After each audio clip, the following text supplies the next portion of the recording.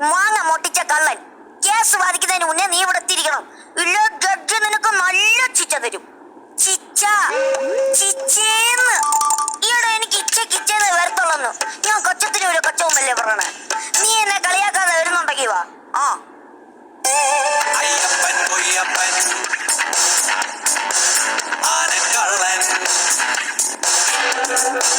ചെറുപ്പത്തി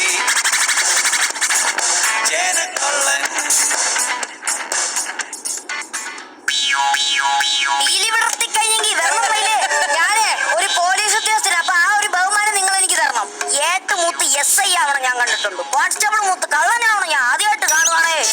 ഇതൊക്കെ കേൾക്കുമ്പോഴേ എനിക്ക് tension ആവണേ. Tension മാറാൻ വേണ്ടിട്ട് ഇതുപോലത്തെ ഒരു ബോൾ വാങ്ങിച്ച് ഞെക്കി ഒന്ന് ടെൻഷൻ പാമ്പ നടക്കും. ഇതൊക്കെ ഞെക്കിയ ടെൻഷൻ കൂടത്തേ ഉള്ളൂ. എന്റെ വീട്ടിലുണ്ട് ഇതുവരെ ഒരു ബോള്. ഇപ്പൊ അത് ഞെങ്ങാത്ത എന്റെ ഏറ്റവും വലിയ ടെൻഷൻ. ടെന്നീസ് ബോള് ആയിരിക്കും. ഇവിടുത്തെ ജഡ്ജി എങ്ങനെ നല്ലതാണ്. എന്ത് കലോത്സവത്തിന് മാർക്കിടാൻ കൊണ്ടുപോകാനോ അല്ലെ കല്ലിക്കെട്ടി കൊളത്തി താത്ത കള്ളന്ന്. പിന്നെ മാമ്പഴം മോട്ടിച്ച നിന്നെ ഞാൻ മാർത്താണ്ഡവർമ്മ രാജാവേന്ന് കയറും.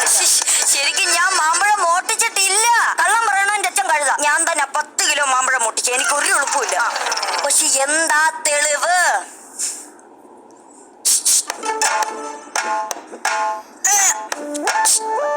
കള്ള വാടാ കള്ളന്ന് വീണ്ടും എടോ അത് ദേഷ്യത്തോടെ വിളിക്കുന്ന മോഡുലേഷൻ മാറി ശ്രദ്ധിക്ക്. ഇത് സ്നേഹത്തോടെ വിളിക്കുന്ന എടാ കള്ള വാടാ എടാ കള്ള വാടാ കള്ള. ഞാൻ നിന്നെ ഇപ്പൊ ഒരു വീഡിയോ കാണിച്ചു തരാം. എനിക്കൊന്നും തന്റെ കല്യാണ വീഡിയോ ഒന്നും കണ്ടോ? എന്റെ കല്യാണ വീഡിയോ അല്ല നീ കട്ട വീഡിയോ കാണിച്ചു തരാടാ. എടേ ഞാൻ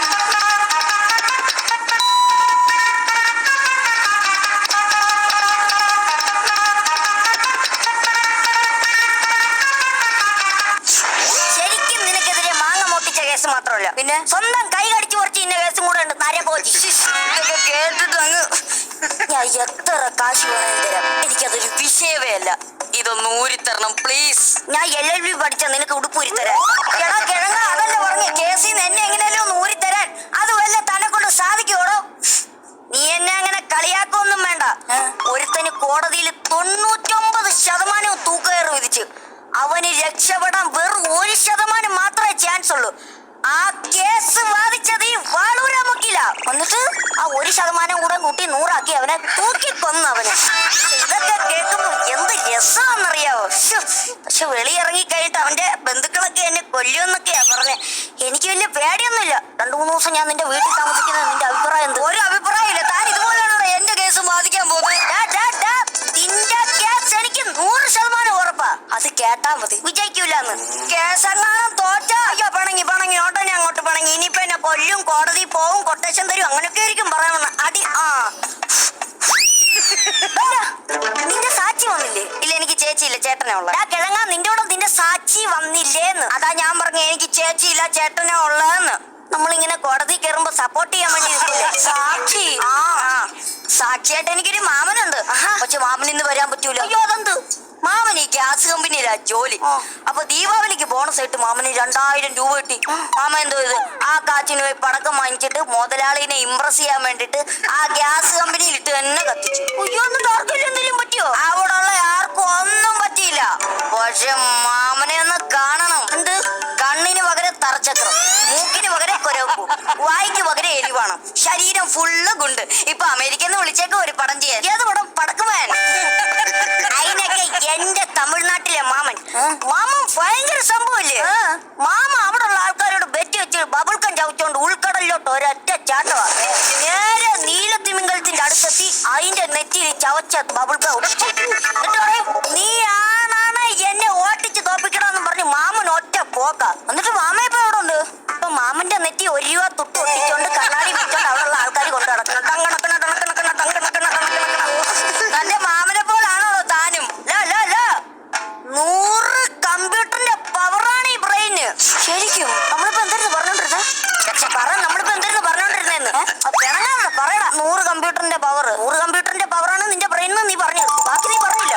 ബാക്കി പറയടാ. കരയണ്ട ഞാൻ പറഞ്ഞു തരാം. അയ്യോ കരഞ്ഞല്ല പിന്നെ നെറ്റിയില് വേദന കാരണം. അയ്യോ നെറ്റിക്കെന്ത് പറ്റിയേ? എടാ നമ്മള് തമ്മിൽ ഒരു സീരിയസ് കാര്യം സംസാരിച്ചോണ്ടിരിക്കുമ്പോ എടാ കേറി ആരെയും സംസാരിച്ചാ നിനക്ക് ദേഷ്യാവൂലേ? തല നോക്കി ചാവണം കൊടുക്കും. ഇതാണ് ഇവിടെ സംഭവിച്ചത്. ജഡ്ജി കോടതി കോടതിയിൽ എന്തോ സീരിയസ് കാര്യം പറഞ്ഞപ്പോ എനിക്ക് പറ്റില്ല. ഞാൻ പറഞ്ഞു അളിയാ നീ ചുമ്മാ നീ നിന്റെ കാര്യം നോക്കണേ, ഇനി നീ വേണ്ടി ഞാൻ തുപ്പിൽ വെച്ച് കൊട്ടിത്തരും. ഇത് കേട്ടത് ജഡ്ജി കൊട്ടുകൂടി എടുത്തിന്റെ തെറ്റിയൊക്കെ എഴുതി അങ്ങനെ വന്നതാണ് ഈ പാട്. ഇതുപോലത്തെ പാട് എനിക്ക് വരില്ലെങ്കിലേ താൻ എങ്ങനെയും ഈ കേസിൽ എന്നെ അങ്ങനെ ജയിപ്പിക്കണോ? ദൈവം തമ്പുരാൻ വിചാരിച്ചാ പോലും നിനക്കിവിടെ ഇറങ്ങി വന്ന പുള്ളിക്ക് വരെ പറ്റിയടിക്കും. കാര്യം അത്രക്ക് ശക്തമായ തെളിവാ നിനക്കെതിരെയുള്ള. ആണോ? ആ, എന്നാ വക്കീൽ സാറാ മൊബൈൽ ഒന്ന് തുറന്നു നോക്കിക്കേ. ഞാനൊരു വീഡിയോ വാട്സപ്പിൽ സെൻഡ് ചെയ്തിട്ടുണ്ട്. വീഡിയോയോ? ആ, റേഞ്ച് ഇല്ല.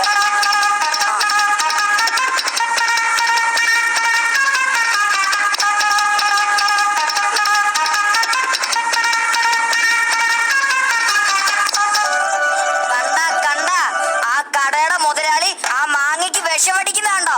ആ വിഷമടിച്ച മാമ്പഴം ഞാൻ തൊണ്ടി മുതലായിട്ട് പൊക്കിയതാ, അല്ല തിന്നാൻ വേണ്ടി മോട്ടിച്ചതല്ല. നിനക്കിതൊക്കെ എങ്ങനെ സാധിക്കണേ? കേരള പോലീസിനല്ലേ ഇത് കണ്ടുപിടിക്കാൻ പാട്.